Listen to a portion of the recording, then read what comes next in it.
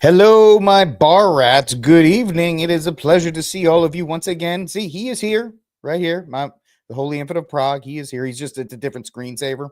And I just forget. My bar rats, I'm so happy to see you on this Wednesday, the 26th of February, 2025. I am your host, Rick Barrett. This is Rick Cass. Who am I? I'm the founder of the only Catholic Pro 2A organization in the country. I am the author of a book, The Armed Catholic, The Catholic Case for Guns and Self-Defense. I am a blue-collar Catholic and an overall fun guy to be around. Supposedly. I don't know. The jury's still out. But we have a lot of stuff to talk about tonight on a weird Wednesday. There wasn't any kind of like major political story that I focused on because it was like, oh, Trump had a cabinet meeting. Oh, Trump did. There's a lot of peripheral stuff that if you really want to get into the nitty gritty stuff, you can go to other shows and do that. I'm not going to bog myself down in the nonsense there. So I got four strange stories on a weird Wednesday for y'all. And so we're going to have some fun with it. And do me a favor, if you like what we're doing on this show, like, subscribe, wrong button, like, subscribe, share, hit the notification bell, off to a smashing start to help this show continue to grow. The only way this show is going to grow because my opinions are not on par with conservative media. YouTube is not going to help this show. The only place where we're going to see really significant growth is on Rumble. We're seeing a lot of growth on Rumble. I see my Rumblers are here already. I'm happy that all of you guys are here. So do me a favor, hit that like button, leave a comment in the comment section down below, and we are going to get to it because we got a lot of stuff to talk about. I got three hot takes for you before the start of the show. And then we're going to talk about this book by Jake Tappa, who, I mean, the cojones, I guess is the nicest way to say it, on this dude must be massive because he's coming out with a book about how Joe Biden had dementia when he was in the White House. Despite the fact that when he was on CNN, he would tell everybody, oh, he doesn't have a dementia. You're a meanie for saying that. And now he's going to be like, yeah, we knew. He's pretty much OJing if I did it. So we're going to make fun of him for that. Somebody needs to take away the AI feature from President Trump because it's going to get ridiculous. And I only mean that because he put out the most bonkers AI video about Gaza today. And besides being one part absolutely psychotic, if you think about the ethnic cleansing that would have to take place in order for it to happen, just the fact that is this what he really thinks? Like, does Trump actually kind of think that this is how it's going to work? Because if he does, I don't know if he realized that's not how these things work. So we're going to talk about that. Jeff Bezos has apparently shifted the opinion section of WAPO, the Washington Post, the newspaper that he owns, because he's apparently trying to keep his newspaper from becoming irrelevant. Now, of course, all the liberals that work there it's going to be irrelevant now, even though nobody reads newspapers anymore and nobody cares about what the Washington Post thinks outside of people in Washington, D.C. So it's interesting to see this. Now, some people will say, hey, this with the Joy Reid firing and the Rachel Maddow stuff, oh, it's the vibe shift, man, the vibe shift. I think it's just people scurrying to get within the favorable winds that are taking place right now. They're just taking cover until the pendulum swings back the other way. So I think people have to be careful of that. And then finally, there's a girl in Tupelo, Mississippi that has intrigued the internet to the point where a man named Josh Pate, who is the host of the greatest college football program on YouTube, Pate State University, even he opened up his show talking about Ole Miss in Tupelo, Mississippi. Steven Crowder spent a full segment on his show talking about Tupelo, Mississippi. Many people are talking about Tupelo, Mississippi, and a young girl named Mary Kate Cornett out of the College of Ole Miss. And when you hear this story, you will say, my God, in the words of Walsh from Firefly, my God, we're all going to die.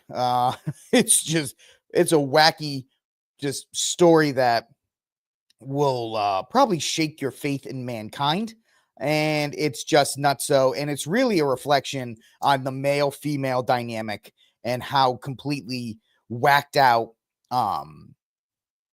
the male-female relationship dynamic is, and how we really are at a loss because of the concepts of love and fulfillment and get yours and make sure you're happy, your happiness, and so forth. So we're going to take a look at all that. It's going to be an interesting way to close out the show. But before that, let's get to our hot takes first, because 3 interesting stories off the top. So let's get to them right now here on Rickcast. So update on the Pope. Obviously, because we're on day 12, I think, of Pope Watch.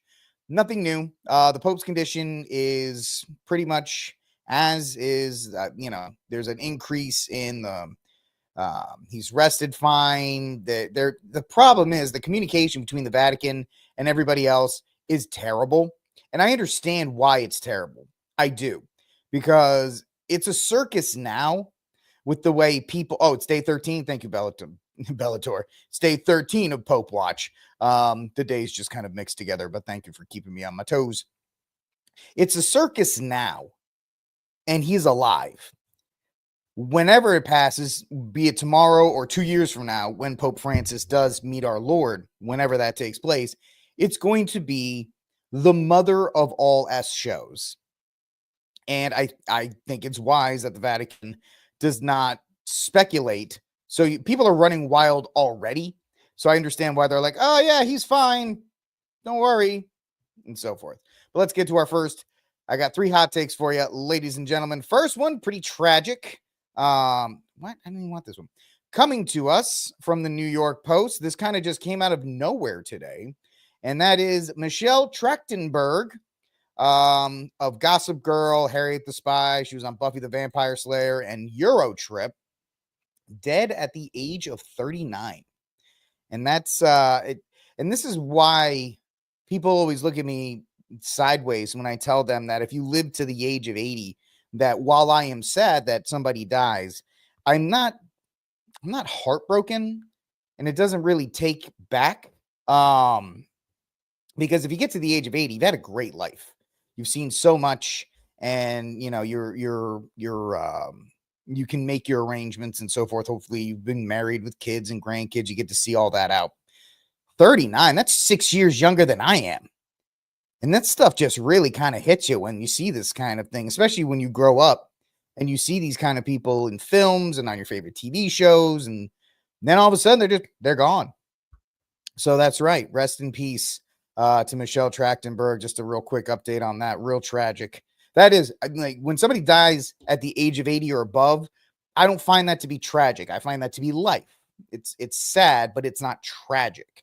When somebody dies under the age of 80, I find that to be tragic because there's so much life that they won't experience. And for somebody like Michelle Trachtenberg, that's, 39 years old.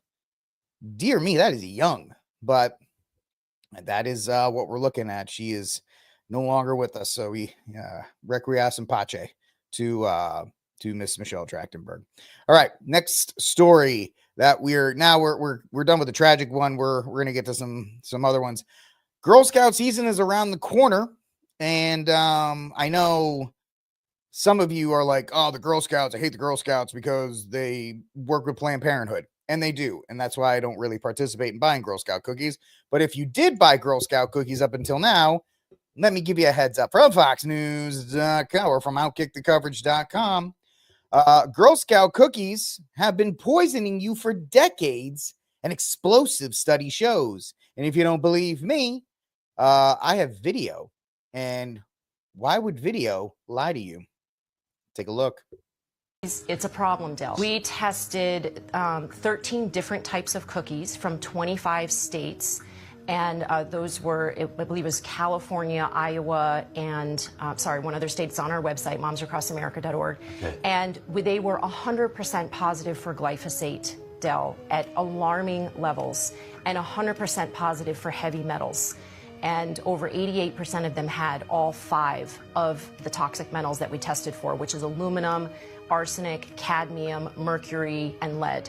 And some of these toxic metals, I mean, almost all of them, can leave permanent lifetime damage. Since over 80% of the Girl Scout cookies had levels of lead that were higher than what the EPA allows. And the aluminum was anywhere up to 300 times higher than what people are supposed to be exposed to. We do suspect that the aluminum, because it was such high levels, it was parts per million, like 29,000 parts per billion, or so 29 parts per million. We're suspecting geoengineering because aluminum is sprayed through trying to manipulate the clouds to create rain. So we're not. Now, my man Steve Cunningham would be saying, see, I told you, it's in the clouds with the cloud seeding and all that other kind of stuff. So, you know, shout out, Steve. We'll talk about this on News from the Pew as well. Sure, but further testing needs to be done on that. And I get it. Steph, I get it. I am a Thin Mint man myself. Obviously, I know it's like enjoying peanut butter jelly or vanilla. Big fan of frozen Thin Mints, then regular Thin Mints, and then the rest of them, because who cares? Like, the lemon drops are garbage. They're really not really good either. But yes, Girl Scout cookies, in addition to supporting Planned Parenthood, have been poisoning you. So kind of, you know, just a little bit more salt in the wound. This is what the moms, the Maha movement have been trying to hammer into our skulls, though. Can't give these people an inch. When you do, they turn around and sneak poison into your body through the harmless little girls. By the way, how many people actually, like, talk to Girl Scouts anymore? It's usually the mom that's wrangling you for a box to buy or whatever the case may be. Or they're parked out in front of the your local grocery store, which is going like, hey, man, I just bought, $150 worth of groceries. I'm not buying your cookies. So it is what it is. Just a heads up, as Girl Scout season comes around, I feel bad for the girls who are involved in it, like the young girls. But, the Girl Scouts, much like the Boy Scouts, are what they used to be. But there you go, folks. The Girl Scouts have been poisoning you. Yuck. All right, let's move on to our. It really is bad. And you think, Steph, that's one of the reasons, whether you like RFK or not, his involvement now in the Department of Health and Human Services, a lot of these things are going to start springing up. Like, hey, those Girl Scout cookies have arsenic and aluminum in them. This has this thing. And so I think a lot more people, and that's what the Maha movement was with RFK, is really like, hey, can we try to not have so much poison in our food? And believe me, I'm a guy who eats terrible food anyway. When my wife is not watching, I really am. I'm like the guy that sneaks in fries on the way home and stuff like that. It's terrible. I know. I'm trying. Fast food, and food is my vice, and I'm working on it. But we're all trying to get better with these things. And it's interesting now. RFK's in. This story comes out. Little interesting for you know. And finally, the third hot take we have comes to us from justthenews.com. If you've ever watched Fox News, or if you've ever seen these things, Kat Timpf, she's a contributor on there. She had her child. She just gave birth to her first child, which is great. Congratulations. But she was also diagnosed with breast cancer just before giving birth. So she told her followers on X not to worry, because according to the doctor, it's stage 0, which means that the cancer almost certainly has not spread. And she has, and apparently, according to the National Breast Cancer Awareness Foundation, has a high survival rate. But it's just something that's crazy that, like, hey, you're about to have your kid, and right before you have your child, they're like, by the way, you have breast cancer. And it's like, what? that's nuts. But luckily the baby is healthy and she seems to be recovering. So we send out our thoughts and prayers to Kat Timpf and her child. And, thank goodness it was a safe birth, and, for a speedy recovery, because, my mom died of cancer, and it's an awful, awful thing. And luckily they caught it at such a early stage that there's a good prognosis for her. So good on that. And it's a happy story in the end. Excuse me, because that's pretty awful. All right, ladies and gentlemen, first story of the night here on Rickcast. Like, subscribe, share, hit that notification bell, hit and help this show grow. If you're on the X machine, repost it, take the link, spread it around. That's the way these shows like mine grow, is through that word of mouth or that grassroots efforts that you guys are so good at. First story of the night. Jake Tappa faces backlash over new book on Biden's cognitive decline. So CNN Jake Tappa is facing blowback after co-authoring a new book about efforts to allegedly cover up former President Joe Biden's mental decline. As soon as this thing dropped, every single person on the right, the alt-right, the adjacent right, independent media all went, really, Jake? Really? Really? You're going to write a book about his cognitive decline when you were on the record at CNN, and these people don't realize, these people in the media, Dan Crenshaw, we talked about that story the other day. We talked about, these people don't realize that the internet is forever and that we have clips and that we can do this magical thing, like download the clips onto our computers, right? We have to say this in like in old boomer speak. We take the clip from the interwebs and we put them on our magical devices called computers, and then we upload them back so we can show you that you're full of it, like so. Comment like that. So this is him being mad at one of Laura Trump for even saying that Joe Biden has cognitive decline. And here's Jake Tapper waving his finger at her. How do you think it makes little kids with stutters feel when they see you? That's right. Joe Biden sounded like an idiot because of his stutter that he didn't have for his entire life, except for selected clips. And then he got into office and all of a sudden he had a comment like that. First and foremost, I had no idea that Joe Biden ever suffered from a stutter. I think what we see on stage with Joe Biden, Jake, is very clearly a cognitive decline. Okay. That's what I'm referring to. It makes me uncomfortable. You have to watch somebody on stage It's so amazing. It's so amazing to me that try and figure out an answer. A cognitive decline. Well, when you're trying to tell me that what I was suggesting was I think that you were stuttering, mocking his stutter. Yeah, I think you were mocking his stutter, and I think you have absolutely no standing to diagnose somebody's cognitive decline. I would think that somebody in the Trump family would be more sensitive to people who do not have medical licenses diagnosing politicians from afar. Plenty of people have diagnosed your father from afar, and I'm sure it offends you. Your father-in-law from afar. I'm sure it offends you. You don't have any standing to say. I'm not diagnosing him. What I'm saying, Jake, you just talked is about that a cognitive decline. That Joe Biden I have one last question for you, Laura. Look at this fake outrage. How dare you? How dare you? These people were diagnosing Trump as having cognitive decline during the first round of his presidency. Remember the time Trump walked down a ramp and he didn't have a handrail, so he walked slowly? They had Goop Bar or whatever they're seeing it. Well, that's obviously a sign that he's not doing well mentally, and I think he's actually retarded and stupid. And they were like, oh, yeah, that's a great idea. And then if you said that Joe Biden, because he would literally sunset in the middle of a speech, and we'd be like, oh, I think that's cognitive decline. And they go, oh, you're not a medical professional. Times on stage. And it's very concerning to a lot of people that this could be the leader of the free world. Okay. That is all I'm saying. I genuinely feel sorry for Joe Biden. I appreciate it. I'm sure. Yep. And then he comes out with that. This is the real title of said book. Original Sin.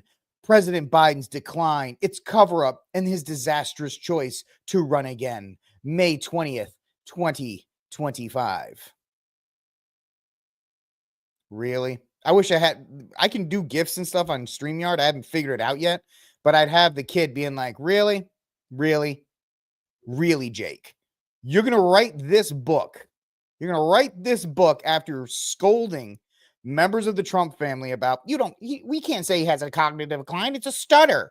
I can't believe you people. It's a stutter. You're so mean. And then he's like, by the way, Joe Biden had cognitive decline. Psych. And it's, these people, they think they can get away with this stuff. But Penguin Press announced Wednesday that Tapper and Axios correspondent Alex Thompson, who I'm sure did his job in covering up Joe Biden's cognitive decline, were co-writing a book about what led the Democratic Party's 24 election defeat, with a focus on Biden's serious decline, quote unquote. Why does this matter? The devastating loss for the Democrats last year have largely been attributed to Joe Biden's decision to run for re-election. Despite concerns that had swirled around his age at 82, would have been the oldest president to be inaugurated again after he won the disastrous debate performance against Donald Trump that sent the Democratic Party panicking and then gave us the gift that is Kamala Harris. Over his mental acuity, Biden ultimately bowed out. No, he was forced out. That tweet saying he was leaving, that was all a coup. You actually watched a coup in real time. You watched a bloodless coup happen in the Democratic Party where they removed the sitting president and then installed his clown of a vice president with no process, no debate, nothing. That is the actual real coup. The real illegitimate candidate was Kamala Harris because she didn't have a chance. Now, of course, that was the Biden's one last middle finger to the Democratic Party because the word was they wanted to have an open convention and then they were going to select somebody at the Democratic convention. But the Bidens were like, by the way, we endorse Kamala. And that's what everybody else has said. I guess we have to get behind Kamala Harris. And that's what led to that. Despite Tapper's previous defense of Biden, he was among one of the most vocal critics of the president's decision to seek re-election. Don't do that, Newsweek. Don't do that. Don't do that. He is no way, shape, or form. You can't give him an out. The man defended Joe Biden for 4 years. He defended Joe Biden during the 2020 campaign when we all saw when he bit his wife's finger on stage, when he introduced his sister as his wife. These are just things off the top of my head that I'm thinking about. And then he was like, the thing, or to the shaman of pressure, or all these other kinds of amazing sound bites that we had time after time after time after time. And they were like, nah, man, it's just a stutter. What are you talking about? Because they had to get rid of the orange man. That was the only goal. Once they put Joe Biden in, this is the way I've looked at it. They put Joe Biden in, and that was his just reward, to use the phrase, the dog-faced pony soldier. That's another one. When he said that, and when he made fun of the troops at a stop, time and time again. So Biden was installed, according to me. Doesn't mean you don't have to agree with it. There were some shenanigans, I'll say that, in 2020. I'll just leave it at that. Biden is in, and that was his reward for his years of public service and his reward for taking down the orange man. We could all tell from afar that Joe Biden was not going to win re-election, and that Donald Trump was going to win unless they killed him, which they tried to do. But so they said, Joe, we don't want you to take this election loss. So we're going to drop you out. And we're going to put Kamala in because she's the vice president. We don't know what to do with her. If she loses us badly, then we don't have to deal with her in 2028. All of these other kinds of things. It was a perfect setup, and it worked because Kamala Harris got the brakes beaten off of her in the election, and now she's kind of just floating around in the ether for the next 4 years. Maybe she'll go be the governor of California. Maybe she'll take a nice cushy position at an HBCU, teaching law or whatever. She'll write a couple books. She's fine. That was her payoff. You got to take this election beating, but we're going to take care of you after. You're going to be fine. You're going to write books. We'll give you a cushy job somewhere, whatever. Don't worry about it. But the fact that these people are now coming out and saying it was so disastrous that he decided to run again. I can't believe that he did that. That was terrible.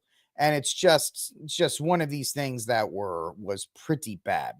And it was a coordinated attack on him to get him out. But the idea that these people are going to try and get away with, and that's the thing, they're going to try and get away with saying, well, of course we thought it was a decline. It was terrible. While at the same time, there's video evidence after video evidence after video evidence of them defending Joe Biden time after time. Jake Tapper being one of the main people on his platform of CNN, deriding and insulting people that would dare to challenge the narrative. And so, of course, you don't hate the media enough. And this is another reason why mainstream media, CNN, MSNBC, even Fox News, to an extent, they're all dying because there's no authenticity there. Most people realize out of that small pool of the Democratic, voting base, that the Democratic Party has an official voice outlet in these legacy media outlets. That's how they can do this. That's how they can say, well, We knew that he had a cognitive decline. It was a disastrous choice to run for re-election, even though everybody thought he could win up until the point where he went on that debate stage, and he was set up for failure on that debate stage. He really was. And because they didn't do that to him in 2020, they didn't do that. They kept him very much hidden in those debates. Now, of course, he was a little bit sharper in 2020. You can take whatever definition of being sharper as sharper is, but the fact is he was more equipped in 2020 and they still hid him. And the fact that they ran him out there at the first possible chance to get the brakes beaten off of him in that debate shows that they did not want him to run. And the only reason he decided to run again for re-election, because I think the deal was made in 2020. Hey, man, you're going to be a one-term president. You're going to we're going to write glowing histories about you in the historical, because we have all the liberal professors and they're all going to write books. You're going to be the guy that defeated fascism, all this other kind of stuff. You'll be a one-term president, and then we'll transition to somebody in 2024. Joe Biden, the Jezebel that she is, did not want to release power. That's why he stayed, because she didn't want to leave. And, Kamala and Jill hated each other, and that was pretty much a known fact. But these outlets are going to come out with these books the fall of the 2024 election. What happened in 2024? Why did Joe Biden stay in? We knew he wasn't any good. Yet people can bring up these clips, like I've said, time after time. And that's why people don't believe Jake Tapper. That's why people don't believe, Ricky Maddow. That's why people don't believe anybody on The View. That's why they don't believe these people, because they're given these platforms. They're giving ridiculous amounts of money to propagate lies. That's why shows like Timcast destroy pretty much every single one of these primetime shows. I don't like them, but a guy like Joe Rogan decimates the best. The highest rated primetime show is a bad day for somebody like Joe Rogan, because as much as I don't like the guy, everybody finds him authentic. And that's what people crave nowadays. When you have all of these outlets, people crave authenticity. And I guess that's why, 215 people are watching me right now, because you think I have some kind of authenticity when I'm just kind of a guy. Well, we're just hanging out talking, and I'm trying to give you my idea of what's going on. And I appreciate, and that's why I need you to comment while we're live, either on Rumble or on Facebook. My YouTubers are absolutely keeping it down. Let me know what you guys are thinking, but keep this conversation going. Let me know what you think as well. So this is going to be the first of many books, so the legacy media can try to change their narrative when they absolutely locked in March step behind Joe Biden for 4 years. And only because he lost, and only because Donald Trump is back in the White House, are these books. If Joe Biden or if Kamala Harris won in 2024, then this book would have never come out. I know, it's shocking. Great. What great insight. But think about it. There's no need for this book to come out. There would have been Joe Biden, the legacy of the one man who could beat Trump, or whatever the case may be. But since they lost, now they're engaging in this rewriting of the narrative. Unfortunately, they can't control the narrative because of all these platforms that people have. But Jake Tapper, shame on you. Shame on you, Jake Tapper. All right, this is Rick Cast. I am the aforementioned Rick. I am so happy that all you guys are hanging out with me. Like, subscribe, share, hit the notification bell, retweet this, take the link, post it to wherever else you go to get more people to come hang out with us. And let me know what you think in the comments section on all these platforms so we can keep the show going. Second story of the day. This one is nuts. This one is, and the cope from the MAGA crowd is even worse. If you didn't see this, somebody needs to get the AI button away from Trump. Somebody needs to get the AI, because he's like, look at all these things I can do with AI. It's beautiful. This is great. It's like what I think in my mind. I'll just read the headline, then I'll show it to you. Trump sparks outrage with AI video of his vision for Gaza that includes bizarre bearded belly dancers and a statue to himself. Let's watch. Real quick, this was from Donnie DJT's Actual Truth social account. This was his truth. So people are like, oh, he didn't make this. Well, he posted it. Even if he didn't make it, he posted it, which means he approved it.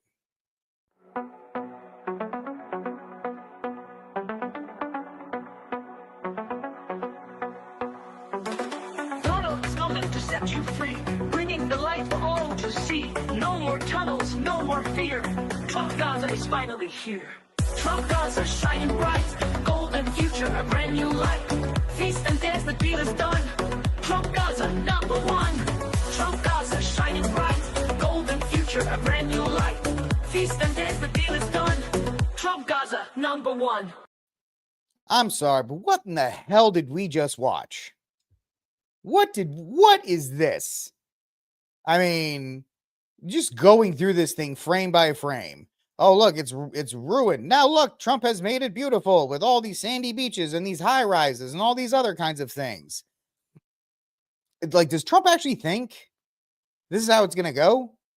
And when you ask him, it's like, well, the Palestinians, are they going to go there? They're not going to go back to Palestine because we're going to build them a beautiful place to live. They don't need to live there. They can live somewhere else. Wow. What about the Palestinian Christians, Donnie? What about, I don't know, Bethlehem, the birthplace of our Lord and Savior? Are you going to bowl that over? Are you going to raise that to put up a hotel? Or maybe you're going to raise it to put up some kind of statue of himself? And there are people that are like, Donnie didn't make this. He posted it, bro. This is not 5D chess. This is Donald Trump. And people are like, oh, it's the mother of all troll jobs. I think we all need to step back and stop deifying, because he is just a man. He is a flawed man. And in his head, he thinks that this is what's going to happen. It's going to be these beautiful things with Teslas everywhere. And Elon Musk apparently eating, what is it? When you dip, what's the dip? It's somebody help me in the chat. I actually don't mind the dip, the pita bread and the, Elon Musk eating pita bread with the dip, and then he's hanging out and he's so happy, and then look, we have bearded dude belly dancers, and that's totally copacetic. Hummus, thank you G Money. He's dipping pita bread in the hummus because he's just so happy. And then you've got the bearded belly dancers because that goes over so well in Palestine. And then you have, more beautiful buildings and Teslas everywhere and everything. Oh, look, there's a Trump's golden idol balloons that you can buy. And of course, oh, look, there's another beautiful sandy beach with yachts flying, driving right up to the front and all these other kinds of things. Oh, look how nice that is. It's just so great. And then, oh, look, there's Trump with the beautiful women are going to come and belly dance for me because I'm Trump. Forget the fact of anything else. I'm here. Oh, yeah, look at me. I'm so great. Yep. And then what else? Oh, we got money falling from heaven like manna. Everybody's just so great. Oh, look, and there's Trump Gaza like we all joked about. More hummus because apparently that's the only thing AI can generate. And then more Teslas. And yep, there's the one. Mark, do you really think it's a troll video? I mean, maybe it is. Maybe I am wrong. Let me know what you think in the comment section down below. Am I taking this the wrong way? Is this just a troll job by Trump and I'm falling for it? Maybe I am. If I am falling for it, I have no problem calling myself out. But this is also extremely dangerous considering the ethnic cleansing that's going to have to happen in order for this to take place. And then, look, you can get your Trump Gaza statues as well. And more, there's Ben Netanyahu hanging out with Trump by the pool and all of these other things. I don't like it. I don't think it's a great idea. And do you really think Trump knows that the belly dancers are a Turkish thing? I'm actually like, if you and I were at a bar, I would look at you and say, Mark, do you really think that Trump has the depth of knowledge to understand that belly dancers are a Turkish thing? Or he's like, I saw the belly dancers in Aladdin, right? With Abu and the little monkey. So good. I think we're going to put some bearded belly dancers in this as well. This is great. I don't think it's, maybe it is. Please tell me, let me know in the comment section down below if you're watching after the live. Am I taking this too out of context? It's just, I don't think it's a good look. I know maybe Trump thinks it's funny, right? But I don't think it's a great idea. Trump, the president laid out an extraordinary plan at a press conference that he was just going to take over the Gaza Strip and do a great job with it. The AI generated video and a series of bold, gaudy images shows a Trump hotel, a golden statue of himself, a child holding a Trump balloon, among other things. First, buddy Elon Musk is tossing around cash and eating hummus.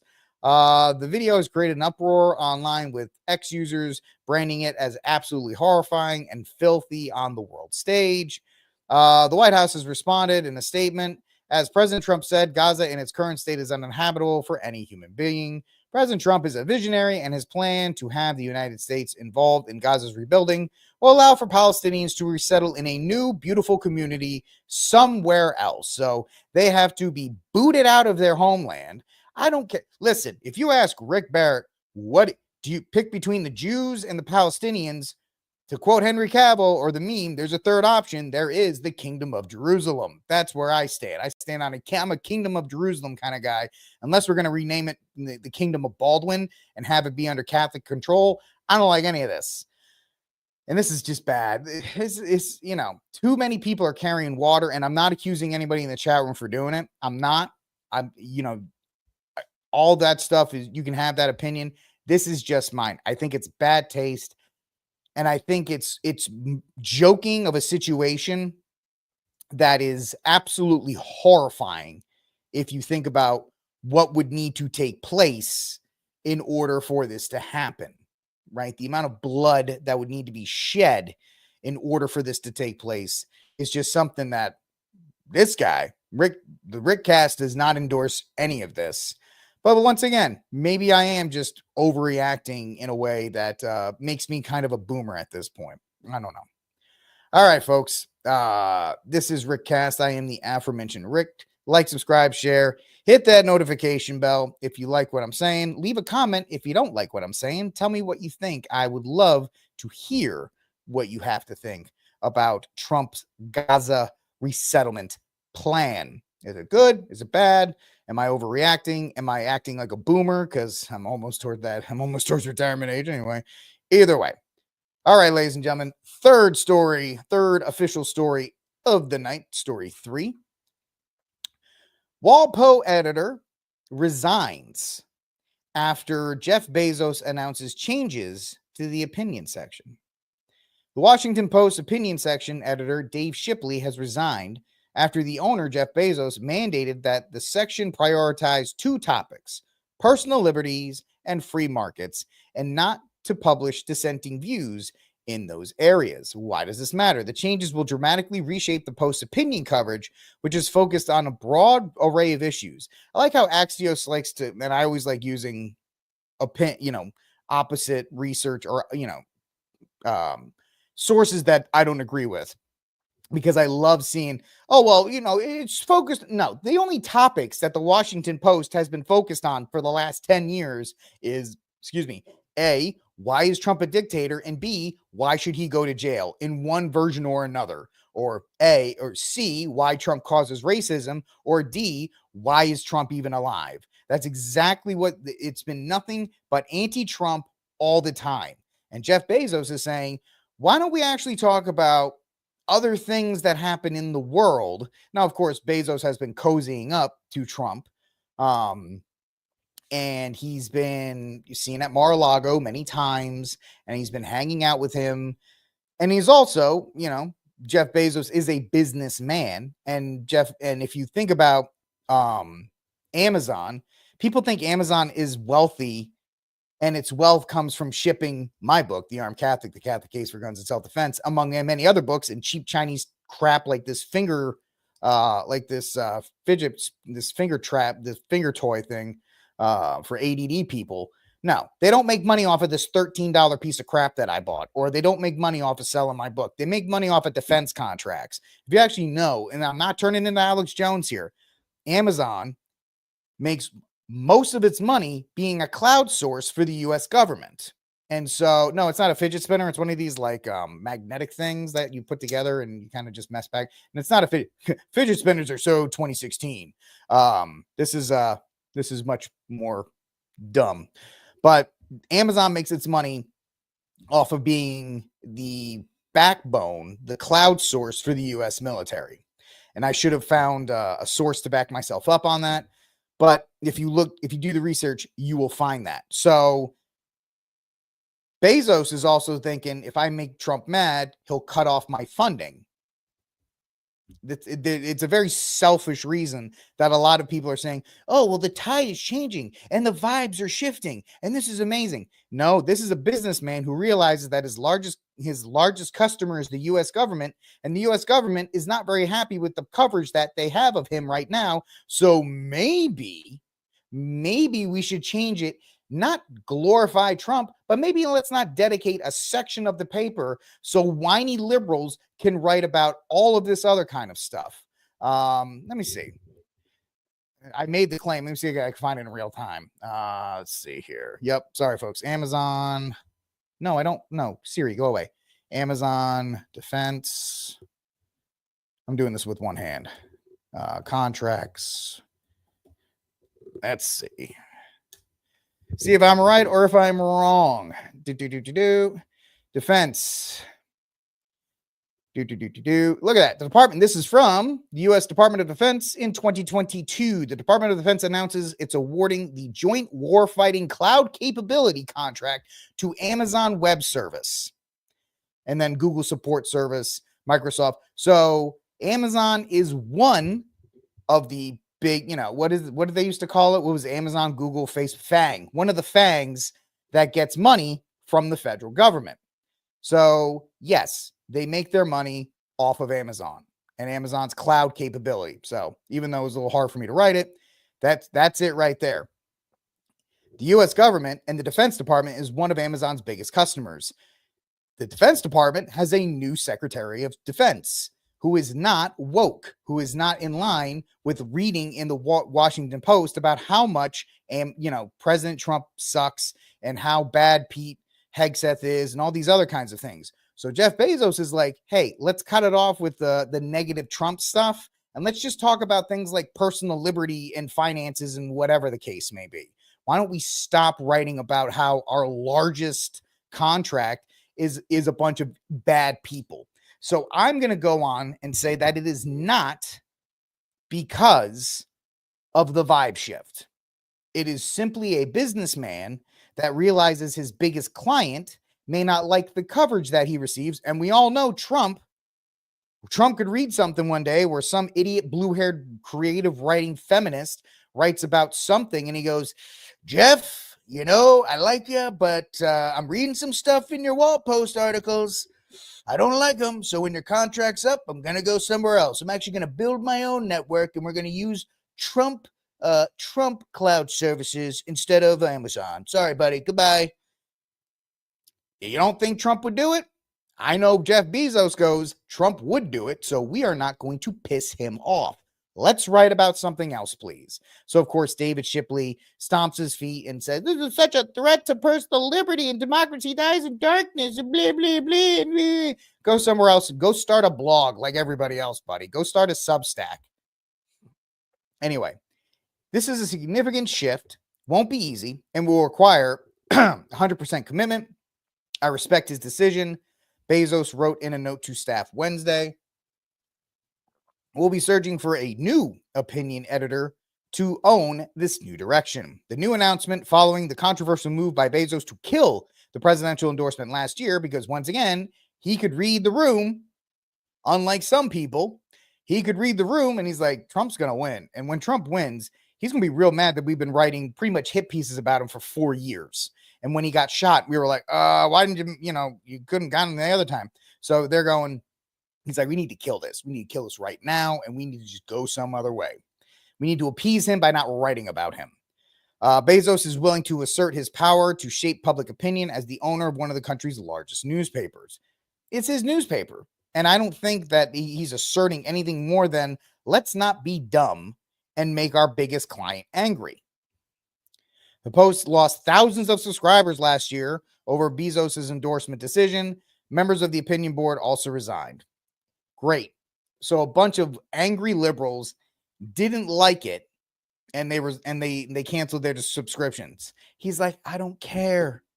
The Washington Post is a write-off for Jeff Bezos. Do you not realize that? Every time it takes a loss, he's like, oh, great, I can write this off as a loss against everything else and lower my tax burden. People think when companies lose money that it's devastating. Jeff Bezos has more money than he knows what to do with, that every single subscriber could cancel the Washington Post and it could literally be losing money every single year. And he goes, that's a great write-off. Keep it up, everybody. And it does not affect him in any way, shape, or form. That's why boycotts don't work now. We're in the age of the billionaires, right? Oh, we're going to boycott Tesla. Great. He makes enough. His biggest customer is the U.S. government. We're going to boycott Microsoft. As you saw in that the biggest customer is the U.S. government. They don't need your money. Your money is nice, but they don't need it. Bezo said the post will cover other topics, but viewpoints opposing those pillars will be left to be published by others. There was a time when a newspaper, especially one that was a local monopoly, might have seen it as a service to bring the reader's doorstep every morning a broad-based opinion section that sought to cover all news. Today, the internet does that job. He's not wrong. I'm an American, and for America, and proud to be so. Our country did not get here by being topical, and a big part of America's success has been freedom in the economic realm and everywhere else. Freedom is ethical, blah, blah, blah. This is from a guy who literally gets his money from the U.S. government. So just understand, everybody else, and even a guy I respect who's much better at this than I am, Jason Whitlock, he's like, man, it's a vibe shift. See what he's talking about? He's talking about freedom. He's not, guys. He's not. And that's why you watch a show like Rickcast, because I'm one of the few people that will tell you the reason this is done is because Jeff Bezos is trying to appease his biggest employer. And that's not you and me buying books or buying the fidget spinners or buying these anything or buying the Armed Catholic, the Catholic Case for Guns and Self-Defense, which you can get on Amazon.com. Shameless plug. But the U.S. government and its cloud service. That's who he's trying to appease. And so that is the real story that nobody wants to talk about. All right, folks, this is Rickcast. I am the aforementioned Rick. Like, subscribe, share, hit that notification bell for all the fun things. This show is not going to get picked up by Conservative Inc. It's not going to get picked up by a lot of people. And the only way the show grows is if you leave comments, if you hit the like button, you leave a comment in the comment section down below. You take the link and you share it to different outlets to help this show grow. More people hang out with us. And you all can listen to my maddening opinions. All right, so that's all the other stories. Now we're going to get to our last story of the night. I mean, an hour flies by on this show. And this story is unique. And this story is really reflective on a lot of different topics in American society, from dating to women empowerment, to lack of male self-esteem, to scandalousness, to the power of social media to make somebody famous for one reason or another. And it's so famous, and this story is trending so much that Steven Crowder talked about it on his show this morning. Josh Pate, who, as I said at the top of the show, runs the best college football. All he does is talk about college football on his show, Pate State University. Great show if you like college football, which I do, so I watch it. He started off, all he said is, y'all weren't ready for what happened in Tupelo, Mississippi last night. The fact that this story is affecting everybody in all corners. So let's get into it. You may not have heard of her, but you're probably going to hear of her some way or form in the next couple days. And her name is Mary Kate Cornett. She is a student at Ole Miss University. Yeah, Pate is swole, man. He definitely does not miss gym days. So Mary Kate Cornett is a young girl from Ole Miss. And how the internet can make somebody infamous or famous in our day and age. So University of Mississippi student Mary Kate Cornett is trending on X today after allegedly having intimate time with her boyfriend's father. You heard that right, and you're reading it right here. The story has taken over social media with claims of a meme coin, much like Hawk to a Girl and her meme coin, being created. So what apparently happened, and I'm gonna approach this from a different angle too. I'm actually not gonna approach this from the scandalous area. I'm gonna approach this as I've talked about on my radio show when I used to have that every day. The relationships between men and women, and how social media and our current climate have destroyed them, and how they have absolutely erased the common ideas on how men and women are supposed to interact. So the long and short of it is this woman, this college student, ended up getting intimate with her boyfriend's father, and her boyfriend has decided that he is going to stay with his current girlfriend. Why am I talking about this? Because it speaks to a lack of self-esteem on the man's part. You're not married to this girl, my friend. Yes, you may think she's attractive. You may think that you're never going to find another girl as beautiful as her, or whatever the case may be. But you have to have a stand. And men today don't have the strength to stand up for themselves. And that's really what this story is about. Not the scandalous portion and all these other kinds of things. You know, there's a whole story about it. They went out to dinner and all these other kinds of things. But the fact of the matter is, if you as a man or a woman in this case, if you are in the dating stages with somebody and you are not married, you have not made a lifelong commitment to each other, and something of this nature happens, you must have enough self-respect to move on. You must have enough self-respect to say, this can't happen. I don't care if she says that she made a mistake and that she's going to try to do better. Maybe she will, but she can't do it with you, because there is no hope for this relationship going forward. And the fact, and also, like, how can you even talk to your dad? Mark, that's another thing. Like, it also speaks to the degeneracy of men at all ages. Like, that's your son's girlfriend. Who in the hell are you to do that? And that's really the thing that I'm focusing on, is the fact that he has decided to stay with her.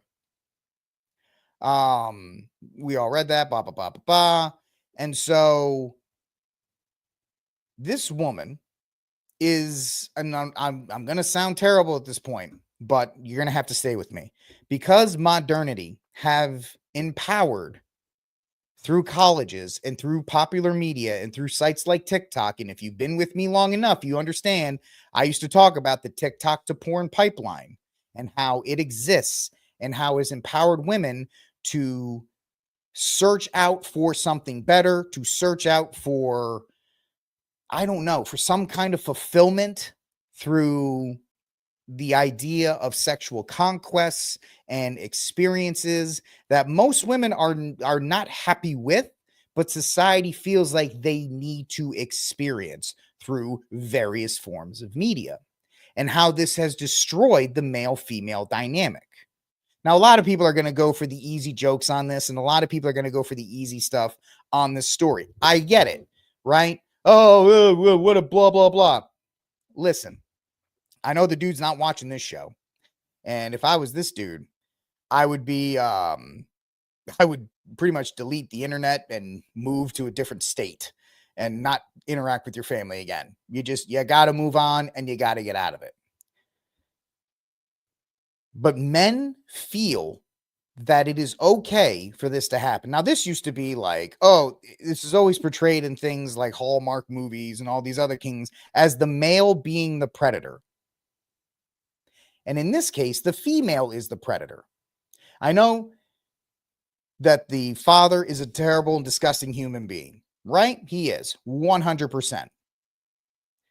But the fact of the matter is, we cannot overlook the fact that women claim to have agency, correct? Women are told that they can be whatever and they have all this agency. And so what is her role, and how much of this should she blame? How much of the blame should she shoulder?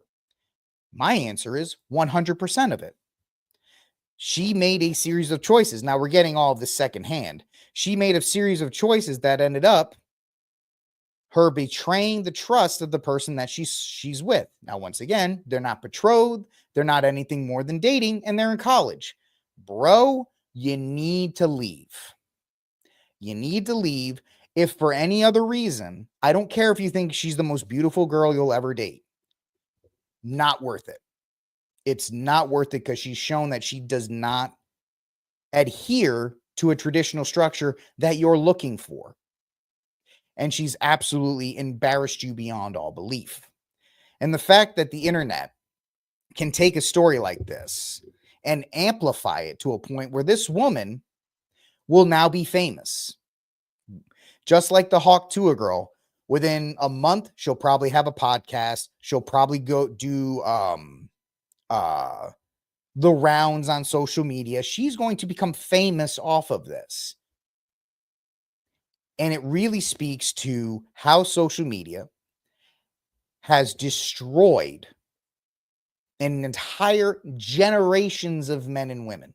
And I was talking about this all the way back in 2017, 2018, how these things can be absolutely destructive, how the admiration of tens of thousands of strangers can lead you to make life-altering decisions and be rewarded by them, to be rewarded with affirmation. Oh, you go, girl. You do your thing. You slay, queen, and you do what you want to do, and don't let any man tell you otherwise.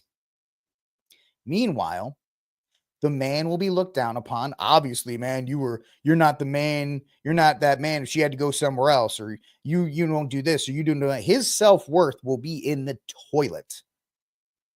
Pretty much, unless he can pull his bootstraps up for the rest of his life, because he now has to look at his father in that act of betrayal. Being cheated on is bad.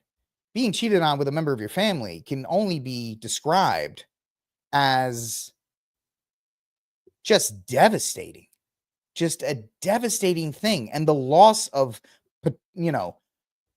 male leadership, right? Men don't look out for each other. This guy obviously saw an opportunity, and instead of thinking of his own kid, he's been programmed via social media, via everything else. You get yours, buddy. Doesn't matter where it comes from. You get it. That's my son's girlfriend. Who cares, man? She's obviously with you. So you should take advantage of it. The lack of self-control, the fact that all of us, in one way or another, most of us, are slaves to our lower faculties from a Catholic point of view. And when people look at me and they're like, oh, you're a prude because, guys, being a little prudish might actually be called for nowadays. Having actual morals and ethics is something there. That entire chain in that family is broken. How can this man who is cheating on ever have a trusting, fulfilling relationship with any woman? Let's say he tries to and he has kids. How is he going to be a good father going forward? How is he able to do that? What was his example? It was a pretty bad example. He taught his son, you have an obligation to nothing else but to your lower faculties. You take care of yourself. Don't be loyal to family. Don't take care of your family. Don't watch out for anybody else. You make sure that when opportunities come to satiate your lower faculties, you do it. You take care of it. Forget the consequences. Forget the long-term message. You take care of you. And it is an absolute tragedy on all fronts that the internet has now decided is a joke. The internet has decided that this is funny and that, this girl is this, that, and the other thing, and she's great because she's just giving into her sexual proclivities. So she's going to be rewarded by our society, while this man will be pushed down to a point where, dude, Alaska looks good this time of year. You think I'm joking? There's two people that live in Alaska: those who were born there and those who go there to get away from something. You might want to consider going to the oil fields in Alaska. And that's sad that I got to say that. You think that guy can exist at Ole Miss? I don't even know what year he's in. You got to transfer schools. You got to pretty much cut off everything. You know what, Bellator? I think you just summed it up. Everybody summed it up great in our chat room on YouTube, but I think this is pretty much the best way to put it. I'm rambling. He's destroyed. She is glorified. That's it. That's it, man. And the internet rejoices over it. That's why this show is different than other shows, because we are not glorifying it. We are not celebrating it. We are looking at the actual long-term ramifications for all these people. And the internet glorifies short-term gratification, even though the internet is forever, as we started at the beginning of the show with Jake Tapper. The internet is forever, yet we live as if it isn't. And it leads to terrible situations like this. All right, folks, that's it for this Weird Wednesdays episode of Rickcast. Please do me a favor. If you like the show, if you like my point of view, if you like where I'm coming from, hit the like button on YouTube and Rumble. Hit the subscribe button on those two as well. Share the show with as many people as you can. If these topics come up, say, hey, I heard about, this guy Rickcast did the show about, and this is what he had to say about it. Even if he said, oh, it's his stupid point of view, at least it gives you something from that. If you're on X, repost it, take the link, share it out as well. I thank all of you for hanging out with me. I appreciate everything you guys do, because you guys make this show better than I could have ever made it.